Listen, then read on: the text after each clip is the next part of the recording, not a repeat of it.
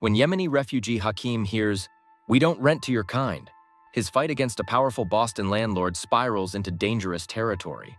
As immigration raids and mysterious inspections follow his legal complaint, Hakim must decide if the American dream is worth risking everything his family fled war to find. Before we begin, write in the comments where you're listening to our stories from. Subscribe to our channel, it's free and you can always change your mind. Enjoy the story. Chapter 1. Strangers in a Strange Land. The screen of Hakim's phone glowed in the dim light of their cramped motel room as he refreshed the rental website for the 5th time that hour. 37 applications, 16 rejections, and not a single approval.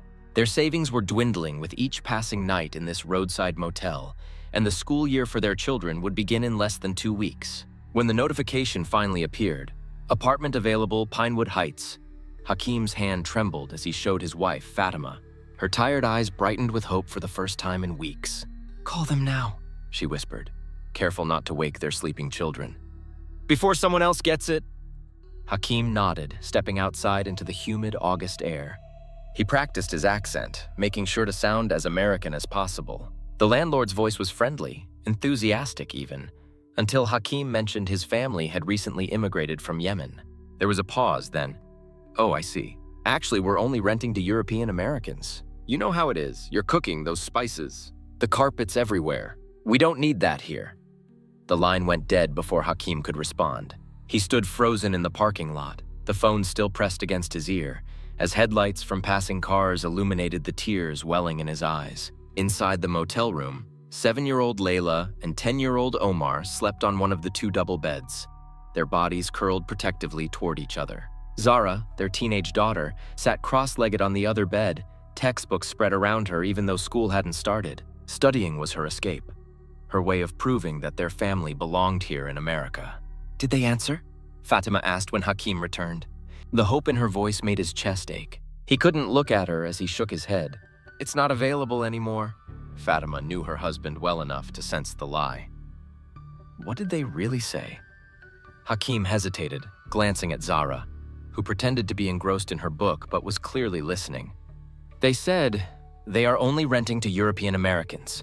He swallowed hard. "The man mentioned something about spices and carpets." Zara's pencil snapped between her fingers. "That's illegal. We learned about the Fair Housing Act in social studies last year. They can't discriminate based on national origin." "Shh, you'll wake the little ones," Fatima cautioned, though her own voice trembled with anger. "Zahra is right, Hakim. This is not allowed in America." Hakim sank onto the edge of the bed. "And what do we do? File a complaint while we sleep in this motel? Hire a lawyer with money we don't have? The apartment will be gone by then." The silence that followed was heavier than the humid air. "I'll make some tea," Fatima finally said, moving toward the small kitchenette area. It was what she always did in difficult moments, a ritual that reminded them of home. As the familiar aroma of cardamom and mint filled the small room, Hakim opened his laptop. He stared at his resume, the one he'd revised countless times, removing references to his engineering degree from Sana'a University, downplaying his 12 years of experience to avoid seeming overqualified for entry-level positions. "The Al Farouk Community Center has that housing assistance program," Zara said quietly, setting aside her broken pencil. "My friend Dalia's family used it when they first arrived." Hakim's pride wanted to resist, but practicality won out. They had been in Boston for 3 months now, and their carefully saved funds were running out. He had expected challenges in America, but not this wall of rejection that seemed to meet them at every turn. "I'll call them tomorrow," he conceded. That night, as the others slept, Hakim stood by the window watching the neon motel sign flicker. America had been a distant dream for so long, a place of opportunity and fairness where hard work was rewarded and his children could reach heights unimaginable in war-torn Yemen.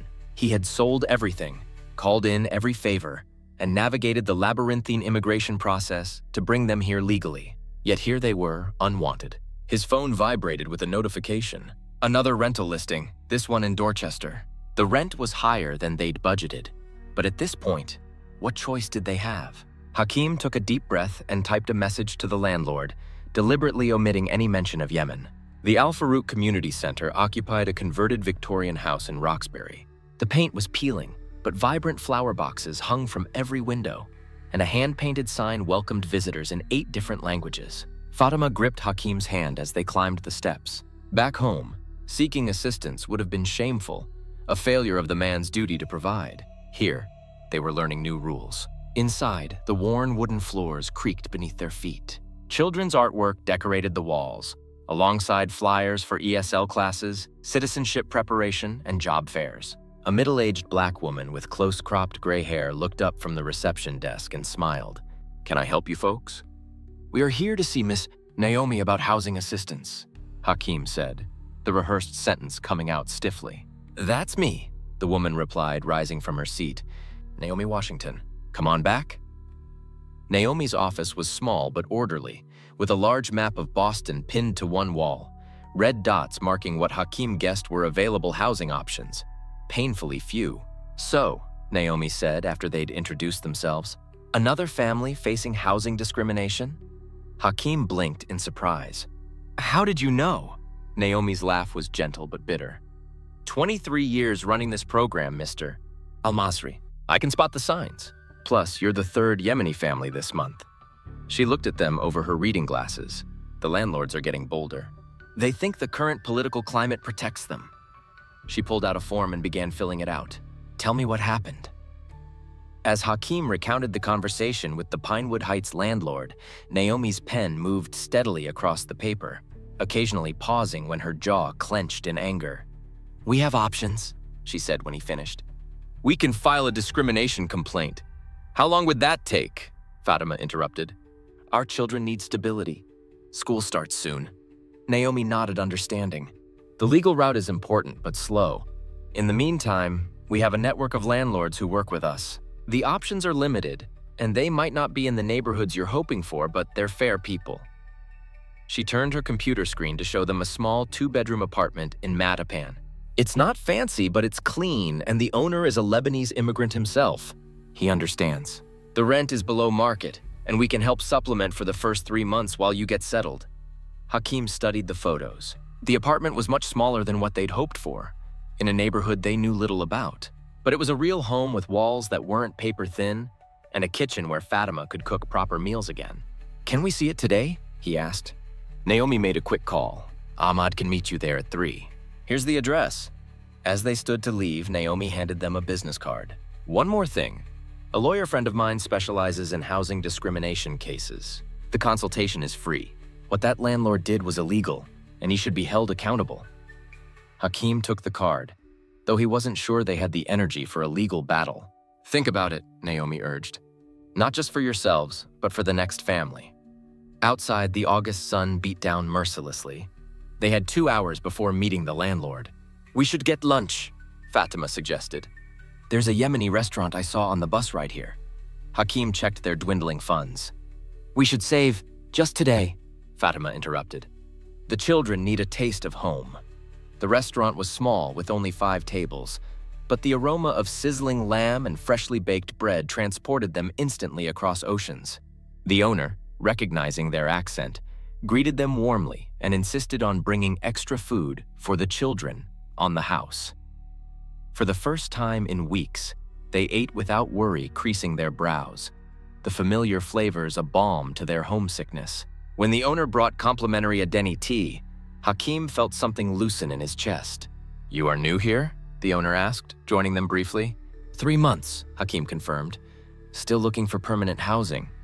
The man nodded knowingly. "It was the same for us. But look now, we have business, home, our children in university." He patted Hakim's shoulder. "America bends, but America does not break those who persist." As they left, Hakim noticed a small bulletin board by the door.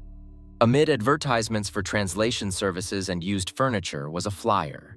"Know Your Rights, Housing Discrimination Workshop." Fatima saw him looking at it. "What that landlord did, we should not let it pass." Hakim thought of Zara's broken pencil, of the tears his daughter had tried to hide. "No," he agreed, taking a photo of the flyer with his phone. "We should not." The apartment in Mattapan was better than the photos suggested. Though small, it had large windows that flooded the space with light. The building was old but well-maintained, and several children played in the fenced courtyard. Ahmad Khalil, the landlord, was a stocky man in his 60s with a booming voice and firm handshake. "Naomi told me your situation," he said without preamble. "Garbage people, these racists. They forget we all came from somewhere." He gestured broadly. "My parents, Lebanon. The family upstairs, Haiti. Next door, Vietnam. America is everybody." He showed them through the apartment, pointing out new appliances and recently refinished floors. "My wife made me fix everything proper before renting again. She says a home must be worthy of the family it shelters."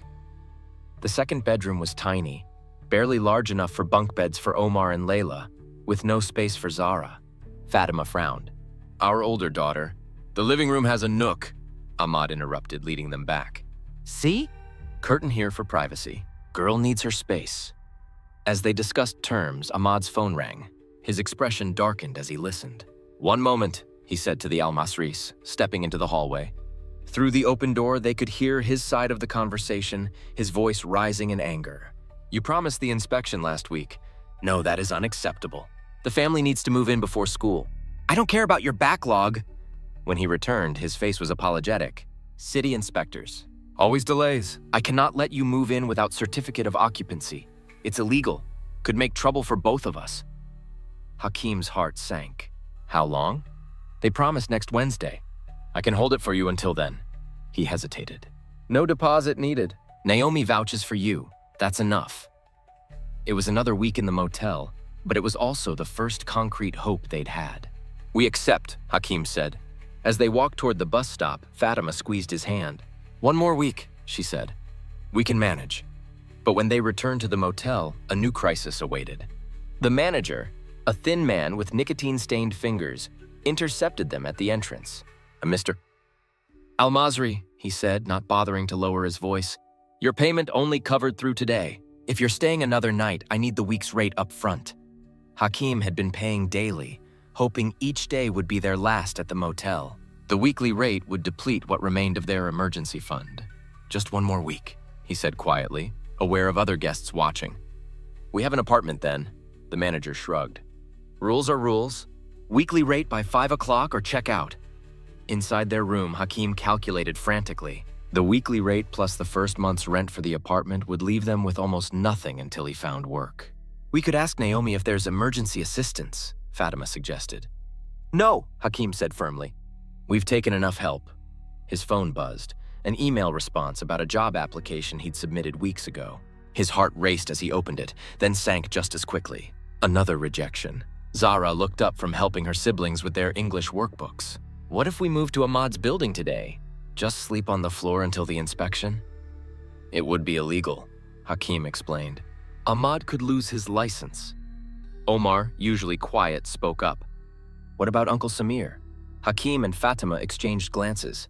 Samir wasn't actually their uncle, but a distant connection. A friend of Fatima's cousin's husband who had helped sponsor their immigration. They'd stayed with him for 2 uncomfortable weeks when they first arrived, and the arrangement had ended with tension. Samir had made it clear his small apartment wasn't meant for a family of 5.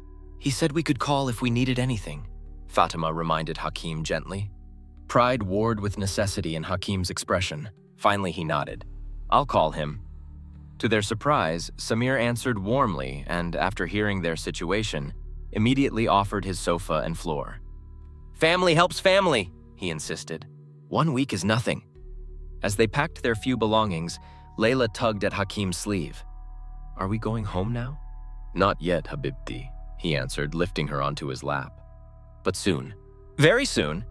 Layla's small face scrunched in confusion. "But where is home?" It was the question they were all asking. Back in Yemen, their apartment in Sana'a had been destroyed in an airstrike. Here in America, doors kept closing in their faces. "Home," Hakim said finally, "is wherever we are all together." As they checked out of the motel, the manager watching with barely concealed disdain, Hakim reached into his pocket and felt the lawyer's business card Naomi had given him. Perhaps it was time to push back against those closed doors. Chapter 2. Open Wounds, Silent Battles. Samir's apartment was on the 3rd floor of a walk-up in East Boston, with glimpses of the harbor visible between neighboring buildings. His generosity in offering his home didn't extend to his personal space. He retreated to his bedroom immediately after their arrival, leaving the Al-Masris to arrange themselves in the small living area. It's just for a week, Fatima whispered as they spread blankets on the hardwood floor. Omar and Layla treated it like an adventure, giggling as they built a fort from spare sheets. Zara was less easily consoled, her face tight with embarrassment at their circumstances. That night, lying on the thin blankets, Hakim couldn't sleep. The lawyer's card seemed to burn in his pocket. He slipped out onto the fire escape, careful not to wake his family, and pulled out his phone. The business card read, Catherine Chen, housing rights attorney. It was nearly midnight, but he saved the number and composed an email explaining their situation with the Pinewood Heights landlord. Writing in English was still difficult. He revised each sentence multiple times, worried about appearing uneducated. Finally, he hit send, then sat watching ships' lights move slowly across the harbor. Can't sleep either? Zara's voice startled him. She climbed through the window to join him on the fire escape. You should rest, Hakim said. School soon. Zara hugged her knees to her chest. I'm scared about school. What if the kids are like that landlord? Hakim wanted to offer reassurance, but false promises felt wrong. Some might be, he admitted, but not all. Remember, Miss Naomi, Ahmed? America has both kinds. And which kind wins in the end? Zara asked, her voice small. It was the question that haunted him. That depends on people like us, he finally said. Those who don't stay silent. Zara leaned against his shoulder, and they sat together as the city's lights glimmered below, each lost in private thoughts about belonging and resistance. The next morning, Hakim woke to his phone buzzing. An email from Catherine Chen. Available to meet today at 2 p.m. My office or the Al Farouk Center. Your choice. His thumb hovered over the reply button. Taking legal action felt like a dangerous escalation. What if it backfired? What if it made finding housing even harder? But then he remembered the landlord's dismissive tone, the casual cruelty. Al Farouk Center, he typed back. Thank you. Samir emerged from his bedroom, already dressed for work at the hospital where he served as an orderly. Help yourself to anything in the kitchen, he told Fatima. Mi casa es su casa. He grinned at the Spanish phrase. After he left, Fatima made breakfast from Samir's meager supplies. Eggs and toast, supplemented with za'atar she pulled from her purse. I always carry a little, she explained when Layla looked surprised. To make any place taste more like home. I have a meeting today, Hakim told her as the children ate. With a lawyer about the discrimination. Fatima paused in brewing coffee. Is this wise? We found another place. It's not just about us, Hakim said, repeating Naomi's words. It's about the next family. Fatima nodded slowly. Then I should come too. We both heard what he said. After breakfast, while Fatima took the younger children to a nearby park, Hakim and Zara walked to the public library. He needed to print copies of their rental applications and rejection emails, and Zara wanted to explore the teen section. You're not registered here, the librarian told him when he asked to use a computer. You need proof of residence. We are between homes, Hakim explained. Just need to print few pages. The librarian's expression softened. Technically, I can't, but I'll make an exception. She lowered her voice. My parents were refugees from Cambodia. I know how these things go. As Hakim gathered his documents, Zara approached with an armful of books. They have Arabic books here, she whispered excitedly. And look, this one's about Yemen. The librarian smiled at her enthusiasm. You can get library cards once you have a permanent address. For now, you can read anything here. They spent the morning at the library, Hakim organizing his documentation while Zara devoured books, occasionally reading passages aloud to him in a hushed voice. It felt almost normal, this quiet scholarship together. At 1:30, they met Fatima and the younger children at the Al Farouk Center. Catherine Chen was already waiting, a compact woman in her 40s with short black hair and rectangular glasses. The whole family, she observed with a smile. Good. I like to know who I'm fighting for. Naomi provided a private meeting room and offered to watch the children. Layla and Omar can join our afternoon art class, she suggested. Zara, would you like to help? But Zara shook her head. I want to be part of this, she said firmly. Catherine's smile widened. A future lawyer, perhaps? Inside the meeting room, Catherine's professional demeanor intensified. She recorded their account of the conversation with the Pinewood Heights landlord, occasionally stopping to ask clarifying questions. Did he specifically mention your national origin? Your religion? He said, we're only renting to European Americans, Hakim recalled. And mentioned spices, carpets. Catherine nodded, making notes. Classic case. The reference to cooking habits is a common proxy for discrimination based on national origin. She looked up. Do you have any recordings of the conversation? Witnesses? Fatima and Hakim exchanged glances. No, Hakim admitted. It was just me on the phone. That makes it harder to prove, Catherine acknowledged. Housing discrimination often happens without documentation. That's why landlords feel they can get away with it. So there's nothing we can do? Fatima asked. I didn't say that, Catherine replied. We have options. First, we can file a complaint with the Department of Housing and Urban Development. It costs you nothing, and if they find evidence of discrimination, they can impose penalties. How long would that take? Hakim asked. Months, potentially. It's not a quick process. Catherine tapped her pen against her notepad. Second option, I represent you in a private lawsuit against the landlord. That could eventually result in damages paid to you. But it's also a lengthy process. She paused, studying their faces. There's a third option, sometimes just a strongly worded letter from an attorney informing the landlord that their actions were illegal and could result in significant penalties is enough to shift their perspective. You mean frighten them, Zara said. Catherine's lips twitched. I prefer educate, but yes, essentially. Hakim felt torn. Part of him wanted justice, wanted the landlord to face consequences for the humiliation he'd caused. Another part just wanted to move forward, focus on getting settled in their new apartment. What would you recommend? Fatima asked. Start with the letter, Catherine suggested. It's the least confrontational approach and might yield quick results. If that doesn't work, we can escalate. What kind of results? Hakim asked skeptically. Best case? They offer you the apartment with an apology. More realistically, they might offer some form of compensation to avoid legal action. We don't want their money, Fatima said firmly. What about stopping them from doing this to others? Zara asked. Catherine smiled at her. Exactly. That's the real goal. The letter will include a demand that they provide fair housing training to all their staff and post proper non-discrimination notices. Hakim nodded slowly. And this would cost? Nothing, Catherine assured them. I work with the Housing Justice Coalition. Cases like yours are why we exist. After discussing the details, Catherine promised to send a draft of the letter for their approval the next day. As they shook hands to conclude the meeting, she held on to Hakim's a moment longer. Mr. Al-Masri, what you're doing takes courage. Many people would just try to move on. Hakim thought about it. In Yemen, we have saying, the rain begins with a single drop.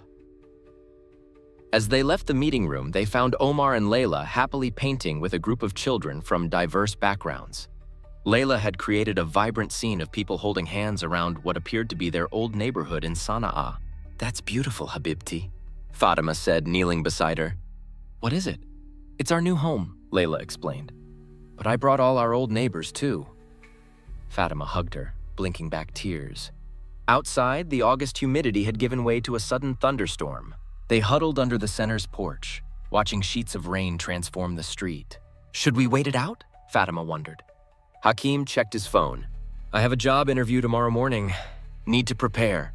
A job interview? Fatima's face lit up. Where? Boston University Maintenance Department. Not engineering, but... He shrugged. It's a start, she finished for him, squeezing his hand. Naomi appeared with a large umbrella. Take this, she insisted. Return it next time you visit. As they prepared to leave, a sleek black car pulled up to the curb. The window rolled down, revealing a middle-aged white man in an expensive suit. Is this the Al Farouk Center? He called over the rain. Naomi stepped forward. Yes, can I help you? I'm looking for Hakim Al-Masri. Hakim tensed, instinctively moving in front of his family. I am Al-Masri. The man's face registered surprise at Hakim's quick response. He stepped out of the car, unconcerned about the rain soaking his suit. My name is Robert Harlow. I own Pinewood Heights Apartments. He extended his hand. Hakim stared at the offered hand without taking it. This was the voice from the phone, the man who had casually crushed their hopes with his prejudice. How did you find me? Hakim demanded. Harlow lowered his hand awkwardly. Your phone number. I had my assistant trace it. I came to apologize. Fatima moved to stand beside her husband, her expression guarded. Why now? Because I was wrong, Harlow said, water dripping from his graying hair onto his face. What I said, it was inexcusable. Yet you said it so easily, Hakim observed. Harlow winced. I did. And I'm ashamed. He glanced at the children huddled behind their parents. The apartment is still available. I'd like to offer it to you if you're still interested. The offer hung in the rain-soaked air between them. Just yesterday, it would have seemed like a miracle. Now it felt hollow. We have found another place, Hakim said finally, with a landlord who saw us as people first. Disappointment crossed Harlow's face, followed by resignation. I understand. Still, I'd like to make amends somehow. Start by examining why you said those things, Fatima suggested, her voice gentle but firm. Then ensure it doesn't happen to other families. Harlow nodded solemnly. I will. And he reached into his jacket, producing a business card. If you change your mind about the apartment, or if there's anything else I can do? Hakim took the card, noting the irony of this exchange of cards. First Catherine's, now Harlow's. As Harlow returned to his car, Zara spoke up. Why did you really come? Someone threatened you, didn't they? Harlow paused, looking at the teenager with surprise and something like respect. Smart girl you've got, he told Hakim. Then to Zara. Let's just say I received some unexpected legal correspondence that made me reconsider my position. After he drove away, they turned to find Catherine standing in the doorway of the center, a satisfied smile on her face. That was fast, Hakim said. Catherine shrugged. I made a phone call before drafting the letter. Sometimes the personal touch is more effective. You knew him? Fatima asked. Boston's real estate community is small, and Robert Harlow has a reputation he values more than his prejudices. She nodded toward the direction the car had disappeared. His visit means he's worried. Use that. I told him we found another place, Hakim said. Good, Catherine approved. Never take the first offer. As they finally headed back to Samir's apartment, huddled under Naomi's umbrella, Hakim felt a strange mix of vindication and unease. The confrontation with Harlow had been satisfying, but something about the man's swift capitulation felt too easy. That night, after the children were asleep, Hakim showed Fatima both business cards, Catherine's and Harlow's. What do you think? He asked her. Fatima studied them thoughtfully. I think America is more complicated than we imagined. She set the cards aside and took his hands in hers. And I think you were right to push back. Hakim nodded, but his brow remained furrowed. Tomorrow I must focus on the job interview, but this matter with Harlow, it feels unfinished. One battle at a time, Fatima advised. First work, then home, then justice. Outside, the storm continued, rain drumming against the windows like impatient fingers. In 6 days, they would move into Ahmad's apartment. A temporary solution, Hakim knew, but a step forward nonetheless. What he couldn't know was that Harlow's unexpected visit had set in motion events that would soon force them to choose between their search for belonging and their demand for justice, a choice no family should have to make. Chapter 3. The Weight of Opportunity. Hakim arrived 30 minutes early for his maintenance job interview at Boston University, watching workers in Navy uniforms pass with toolboxes. His resume folder contained the abbreviated version of his career, omitting his master's degree in structural engineering and downplaying his role managing infrastructure projects in Sana'a. Mr. Al-Masri? A stocky man with salt and pepper hair approached. I'm Greg Donovan, facilities manager. Greg's handshake was firm as he led Hakim to a small office cluttered with blueprints. You've got maintenance experience in Yemen? Greg began, reviewing Hakim's resume. Yes, on infrastructure projects, Hakim replied, the half-truth uncomfortable in his throat. Greg's eyebrows rose. HVAC systems, electrical work, plumbing, pretty comprehensive. In my country, one must know many things when resources are scarce. After discussing Hakim's background, Greg leaned forward. The job's basic maintenance, fixing leaks, changing filters, electrical work. Starting pay is $18.50 an hour, benefits after 3 months. University tuition discount if you stick around. I would be grateful for the opportunity. Greg studied him. Thing is, you're overqualified. Most guys with your skills would be working construction, making double. I've applied. They require American certifications I don't have. Immigration, catch, 22. Greg scratched his chin. Look, I've got a maintenance position, but I also need someone to manage our preventive maintenance schedule. Computer work, tracking repairs, pays $22 an hour. Might fit your background better. Hope flared in Hakim's chest. I would be very interested. Good. There's just one thing. University hiring process takes 3-4 weeks for approval. Seeing Hakim's expression fall, Greg added, but I need help now. I can hire you as a temp through our contractor for maintenance, starting tomorrow. Once paperwork clears for the scheduler job, we switch you over. Yes, that would work very well. Report tomorrow at 7 a.m. Building Services entrance. As Hakim left, he felt a weight lift from his shoulders. For the first time since arriving in America, someone had seen his value. He pulled out his phone to call Fatima, but paused when he saw a text from an unknown number. This is Robert Harlow.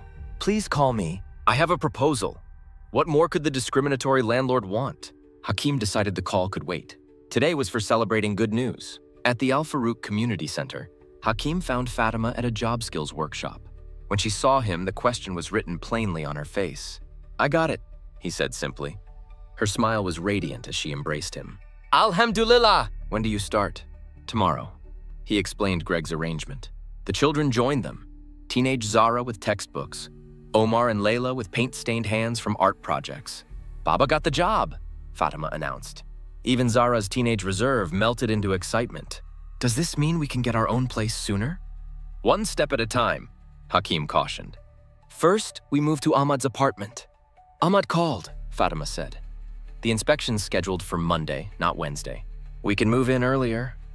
Despite the good news, Hakim felt uneasy about Harlow's text. He showed it to Fatima privately. What proposal could he possibly have? She asked, skeptical. Perhaps it includes changes to their rental practices, as Catherine wanted. Fatima nodded. Call Catherine first. Get her advice. Catherine called early the next morning. About Harlow. I've dealt with him before. He's charming, persuasive, and ruthless. If he's reaching out, it's to end this without legal proceedings. Isn't that what we want? For him to change his practices? Yes, but with accountability. Without the legal complaint, there's nothing binding him to follow through. Catherine offered to call Harlow first to learn his proposal. After ending the call, Hakim noticed Zara watching him. Why did that lawyer call so early? She asked. About the landlord who discriminated against us. Is that why you came to America? To fight for justice? The question startled him. We came for safety, opportunity. Justice is something we discover we need along the way. My teacher said America was founded on ideals of justice, but has always fallen short. She said the real American story is the constant struggle to make those ideals real. Hakim smiled. Perhaps America is not a destination, but a journey. Then we're already Americans, Zara concluded, because we're on that journey too. By afternoon, Catherine had arranged a meeting with Harlow. At her office, Harlow presented his offer. A 2-bedroom apartment in Fenway, 20% below market rate, with anti-discrimination training for his staff. If we accept, what happens to the legal complaint? Hakim asked. It would be withdrawn, Catherine explained. So no official record of discrimination, Hakim said slowly. After discussing privately, Hakim and Fatima negotiated additional terms. A $10,000 donation to the Al Farouk Center for Housing Discrimination Education. As they left, Catherine admired their negotiation skills. Most clients would have taken the first offer. We need the apartment, Fatima acknowledged. But we also need to respect ourselves tomorrow. Their satisfaction was short-lived. That evening, Samir called in panic. ICE officers had raided their building, taking 2 families. The children? Hakim asked desperately. They're safe with me. But ICE is targeting Middle Eastern families across the neighborhood. As they rushed home, Hakim wondered, was it coincidence that immigration enforcement came the very day they'd confronted Harlow? Or had their push for justice made them visible in dangerous ways? Enjoying our stories? Don't forget to hit that subscribe button so you won't miss any of our upcoming content. Now let's get back to our story. Chapter 4. Fault Lines. By the time Hakim and Fatima reached Samir's apartment, the ICE vehicles had departed, but tension hung heavily in the building. Blinds drawn, voices hushed, a community holding its breath. Samir hurried them inside. Thank God you're back. The children have been worried sick. Zara, Omar, and Layla rushed to embrace them, their faces etched with a relief that made Hakim's heart ache. This wasn't the fear of bombs they'd experienced in Yemen. This was the fear of abandonment. What happened? Fatima asked. ICE came looking for someone named Ramirez, then started demanding papers from everyone, Samir explained quietly. The Gonzalez family, they took the parents, left their teenage kids, and Mr. Patel. They claimed his visa had expired. They didn't come here, Hakim asked. They did. Samir glanced at the children. I told them I lived alone. Our documents are legal, Hakim insisted. We have nothing to fear, Samir laughed bitterly. My friend, in this country, everyone has something to hide, even if it's just the fear in their eyes when authority comes knocking. After reassuring the children, Hakim and Fatima stepped onto the balcony to talk privately. Do you think the raid is connected to our meeting with Harlow? Fatima whispered. Seems too coincidental, Hakim admitted. But how would he arrange such a thing? People with money have connections, and we challenged him. Hakim's phone showed 3 missed calls and a text. This is Ahmad. Emergency with the apartment. Please call immediately. Ahmad answered instantly. The city says the building needs electrical work before they can issue the occupancy certificate. It'll take at least 3 weeks, maybe a month. After ending the call, Hakim relayed the news to Fatima, whose expression shifted from shock to determination. Then we must take Harlow's apartment, she concluded. We have no choice. But if he's behind the ICE raid, we don't know that, Fatima interrupted. And even if it's true, what alternative do we have? The children need stability. They called Catherine, explaining both situations. She promised to expedite the apartment paperwork and expressed doubt about Harlow's connection to the raid, though she understood their concern. The next morning, Hakim explained to the children that they would be moving to the Fenway apartment. Zara immediately sensed the complexity. Is this the same landlord who discriminated against us? She asked. Yes, he is making amends. By giving us an apartment? What does he get? We dropped the legal complaint, Hakim admitted. But we negotiated additional terms, training for his staff, money for the Al Farouk Center. So it's like a settlement, Zara asked. Exactly. My friend's family got a settlement when her dad was injured. She said it felt weird, like being paid to stop talking about what happened. Her insight mirrored Hakim's own misgivings. Sometimes justice comes in imperfect forms. The important thing is that good comes from it, not just for us, but for others. That afternoon, they viewed the Fenway apartment. It exceeded their expectations. Newly renovated, with gleaming floors, updated appliances, and large windows flooding the rooms with light.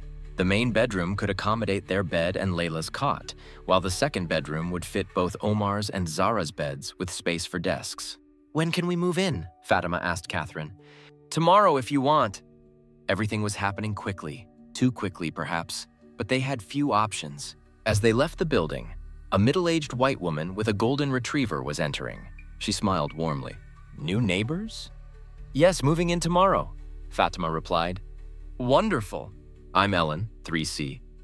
She immediately offered neighborhood recommendations. The best grocery store, a nearby park, a cafe with excellent pastries. If you need anything, just knock. We look out for each other here. Walking to the subway, Hakim felt the weight of decision. They were committing to live in a building owned by someone they didn't trust, yet the community seemed welcoming. I think we're doing the right thing, Fatima said quietly. For the children. The move was simple given their limited possessions. Samir borrowed a friend's van, and Naomi from the Al Farouk Center brought groceries and a small potted plant. Every new home needs something living to grow alongside the family. By evening, the apartment felt like theirs, sparse but dignified, with beds, a second-hand dining table, and a small couch Fatima had cleaned thoroughly after finding it during Boston's moving day. As they ate their first meal in their new home, neighbors' footsteps and voices surrounded them, a reminder they were part of a community again, no longer isolated in a motel or imposing on a friend. That night, for the first time in months, they all slept soundly. The weekend passed in domestic activities, arranging belongings, exploring the neighborhood, meeting neighbors. Ellen introduced them to her wife Teresa, a pediatrician who offered healthcare advice. The Patels from 4B invited Omar and Layla to the playground. Mrs. Kowalski, the elderly building manager, brought homemade bread to soak up the blessings in your new home.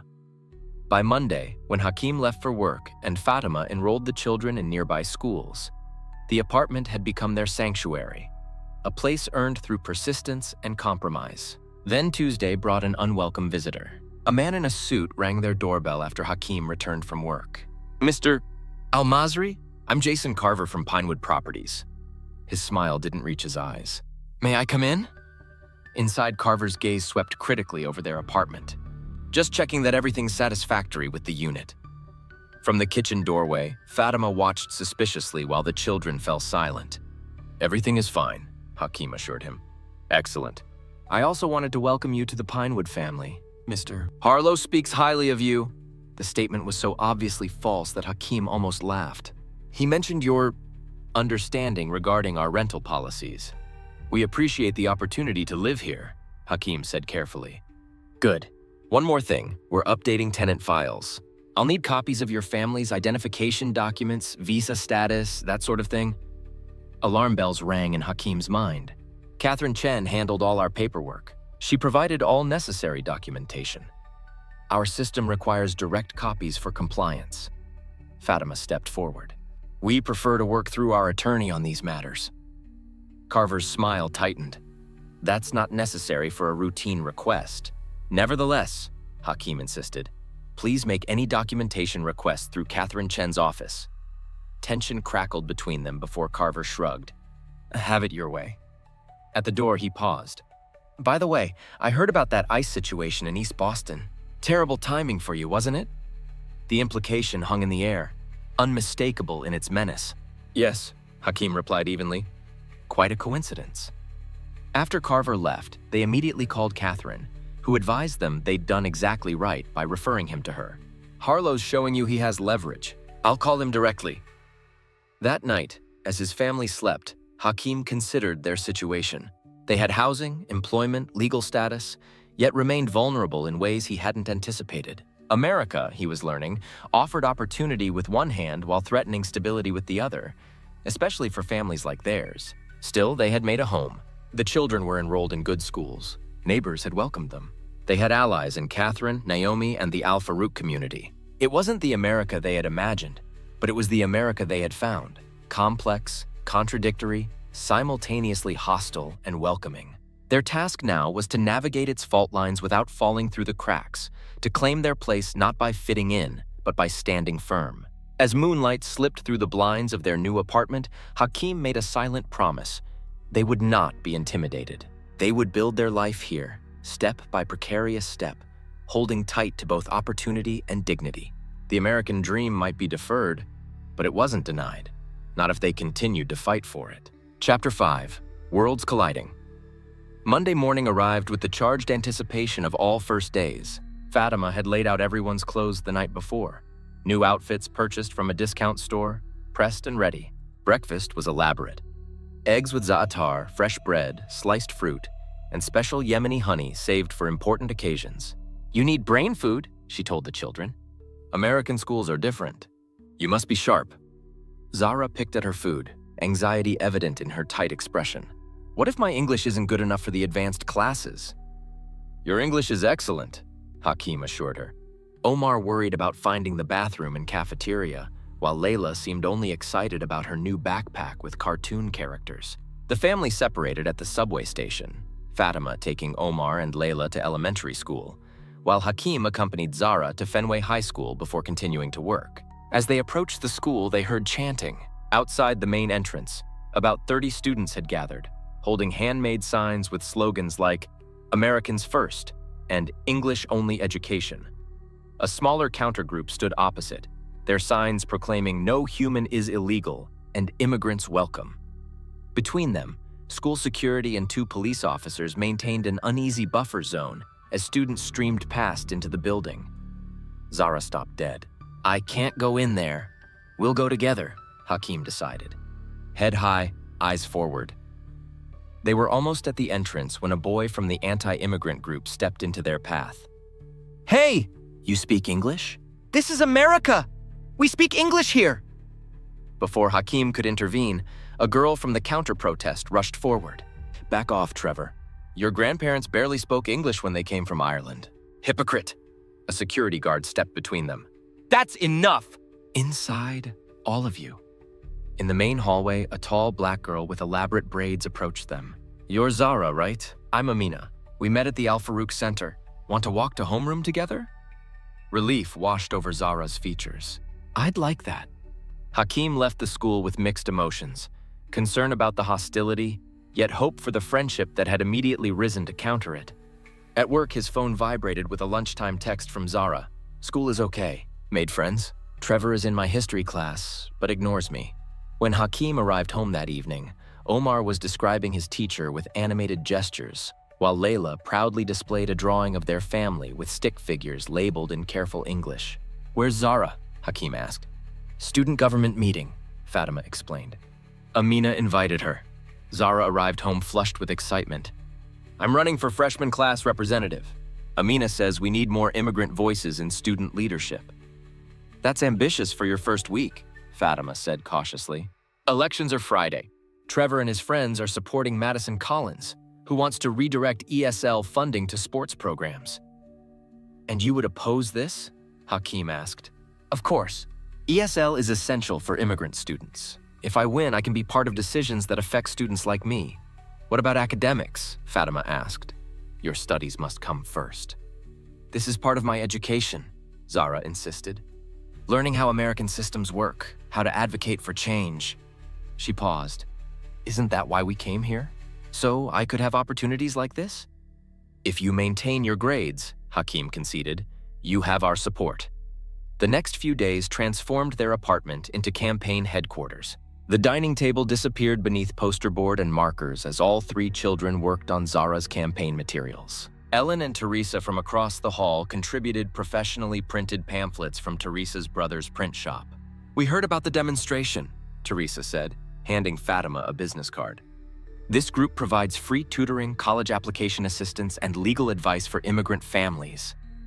The gesture, this casual extension of their network, brought tears to Fatima's eyes. Thank you. This means a great deal. Later, Zara observed thoughtfully. For every Trevor, there's an Amina. For every Harlow, there's a Catherine. The America that rejected us and the America that welcomed us, they're the same place. And which one wins depends on which one we help grow stronger. Election day arrived with tense excitement. At 3:15, Hakim's phone buzzed with a photo. Zara standing beside the principal, holding a sign, Freshman Class Representative. That evening, as they celebrated with a special dinner and store-bought cake, another knock came at their door. This time it was Jason Carver, the property manager. Mr. Al-Masri? Carver's smile was thin. May I come in? Hakim did not step aside. What do you need? Just a brief word. Property management business. Fatima appeared behind Hakim. Is there a problem with our apartment? Not exactly. Carver's gaze shifted to Zara, still wearing her representative badge. I heard about your daughter's election. Congratulations. The acknowledgement sent a chill through Hakim. How did Carver know about a high school freshman election that had happened just hours ago? Thank you, Hakim said stiffly. If there's no issue with the apartment, perhaps you could call during business hours. Carver's smile didn't waver. I wanted to mention we've had complaints about noise. Children running in hallways, that sort of thing. It was a transparent lie. Their children were well behaved, especially in common areas. We'll be mindful, Fatima said, her tone making it clear she knew the complaint was fabricated. Repeated complaints can affect tenancy, Carver added. Zara stepped forward. Excuse me, Mr. Carver. We have an education attorney helping with my student government position. Should I ask her about housing laws regarding false complaints as intimidation tactics? Carver's expression tightened. That won't be necessary. Just a routine reminder, he nodded curtly. Good evening. After he left, Fatima locked the door with trembling hands. They're watching us closely. They're trying to intimidate us, Hakim corrected. But they've underestimated who they're dealing with. He turned to Zara with newfound respect. That was quick thinking. I was terrified, she admitted. But I remembered what Catherine said about standing your ground. That night, Hakim sat on their small balcony, considering their options. They could report Carver's intimidation to Catherine, seek additional legal protection, try to maintain a lower profile, or even look for another apartment. Or they could stand their ground, continue living their lives openly, pursuing their ambitions, refusing to be silenced by threats. Fatima joined him. I'm proud of Zara. She's becoming the person we hoped America would let her be. Yes, Hakim agreed. But at what cost? That's always the question, isn't it? What price for dignity, for voice, for belonging? We came here for them, Hakim said slowly. For their chances, their voices, their dreams. If we teach them to silence themselves at the first sign of resistance, then we've brought them all this way for nothing, Fatima finished. Inside, their children slept. Layla curled beside their bed, Omar sprawled across his, Zara with a campaign pamphlet still clutched in her hand. They were transforming before their parents' eyes, becoming American in ways neither Hakim nor Fatima had anticipated, carrying forward their Yemeni heritage while forging something entirely new. The question was no longer whether the Al-Masri family would find their place in America. They were already creating it, carving space through persistence, principle, and the courage to be seen. The real question was whether America would recognize what they offered and rise to meet them with the same openness they extended to their new home. Chapter 6. Roots and Wings. 3 months after moving into the Fenway apartment, the Al-Masri family gathered around their dining table, the same second-hand piece, now adorned with a tablecloth Fatima had embroidered with traditional Yemeni patterns. The room looked different. Walls painted in warm colors, after Catherine negotiated permission from Harlow, photographs and children's artwork carefully framed, a bookshelf Hakim had built from reclaimed wood. 1 year in America, Fatima marveled, setting down a steaming platter of lamb mandi. Sometimes it feels like yesterday we arrived. Other times, like a lifetime, Hakim finished. He'd been promoted to the scheduler position at the university, his expertise finally recognized. The additional income had allowed small improvements to their home, modest savings, even occasional treats for the children. Let's go around and each say one thing that's changed, Zara suggested. As freshman class representative, she developed a talent for facilitating discussions. And one thing we hope for next year. Omar, now 11, went first. I made the soccer team, he said proudly. And next year, I want to learn to play baseball. His English had improved dramatically, his accent softening, while his vocabulary expanded through voracious reading. Layla, 8 and missing a front tooth, bounced in her seat. I can read chapter books in English now. And next year, I want to be in the school play. Despite being the youngest, she'd adapted most completely, making friends easily and embracing American culture while still chattering to her dolls in Arabic. Zara's turn came. I got an A in AP History, even though Mr. Carson doesn't like me. She didn't mention the ongoing tensions with Trevor's group, the occasional slurs scrawled on her locker, the way some teachers subtly discounted her contributions. Next year, I want to start a cultural exchange club at school. Fatima spoke next.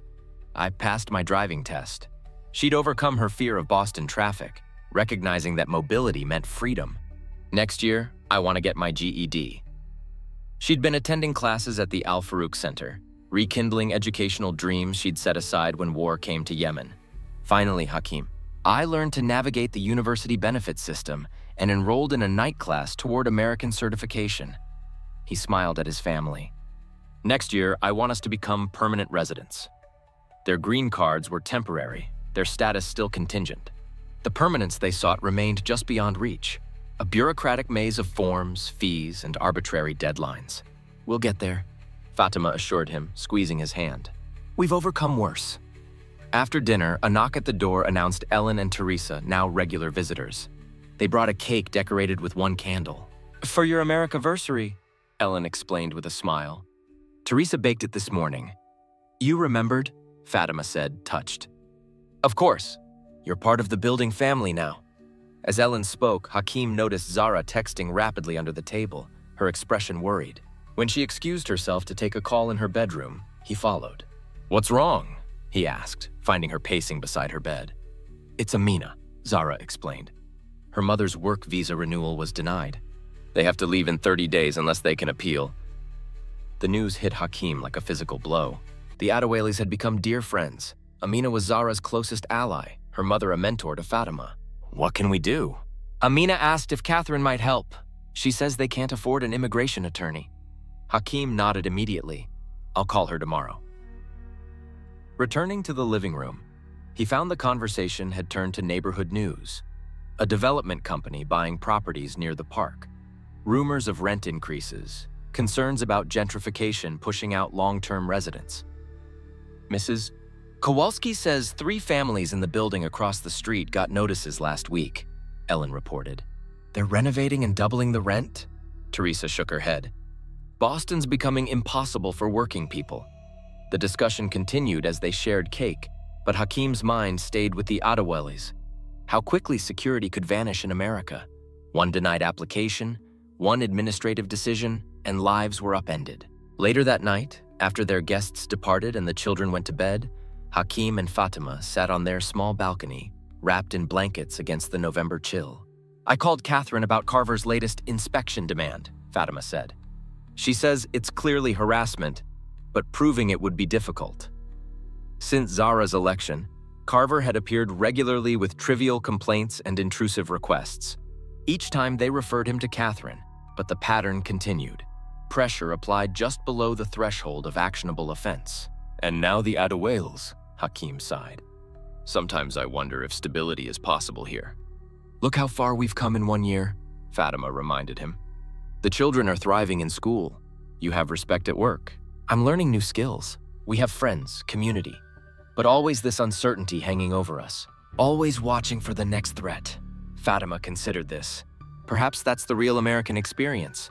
Not the dream they sell in movies, but this constant vigilance, this need to defend what you've built. Hakim hadn't thought of it that way before. You think even natural-born Americans feel this? Many do. The poor minorities, anyone outside the circles of power. She gestured toward the city lights. Catherine says America is always a work in progress, always contested territory. A journey, not a destination, Hakim murmured, remembering Zara's observation months earlier. They sat in contemplative silence until a text alert sounded on Hakim's phone. It was from Greg. University funding approved for your engineering certification program. Can start spring semester. Congratulations! Hakim showed Fatima the message, his heart racing with possibility. With American credentials, he could return to his profession, increase their security, provide more for their children. You see? Fatima smiled. For every setback, an opportunity. For every Carver, a Greg. For every closed door, another opens. As if to punctuate her words, another text arrived, this one from Catherine. Good news. Harlow overextended on new development, selling several properties including your building. Tenant association has right of first refusal. Meeting tomorrow to discuss cooperative ownership possibility. You should come. The message stunned them. The prospect of removing Harlow and Carver from their lives, of having genuine security in their home, seemed almost too good to be true. Do you think it's possible? Hakim asked. A year ago, I wouldn't have believed any of this was possible, Fatima replied. Yet here we stand. Inside their apartment, their children slept peacefully, American dreams filling Yemeni hearts. Outside, Boston's lights glittered like promises. Between these worlds, Hakim and Fatima had built something uniquely their own, neither fully Yemeni nor fully American, but a bridge between cultures, a foundation for their children's futures. The journey had been harder than they'd imagined. The America they'd found was more complicated, more contradictory, more challenging than the America they'd envisioned. Yet it was also richer in unexpected ways, filled with allies they'd never anticipated, opportunities hidden within obstacles, strength discovered through adversity. We'll go to the meeting, Hakim decided. And we'll help the Ottawalis. And we'll keep fighting Carver's harassment. And we'll celebrate your GED and my certification and the children's achievements. Fatima laughed softly. All of that? All of it, he confirmed. Because that's what we do now. We don't just survive here. We build, we connect, we grow roots even as our children prepare to spread their wings. He took her hand as they gazed at the city that had become their home. Not the home they'd expected, but the home they were creating day by day, challenge by challenge, dream by deferred dream. Happy Americaversary, Fatima whispered. The first of many, Hakim replied, and for the first time since arriving, he truly believed it. Wow, what a story. Don't forget to hit that subscribe button so you won't miss any of our upcoming content.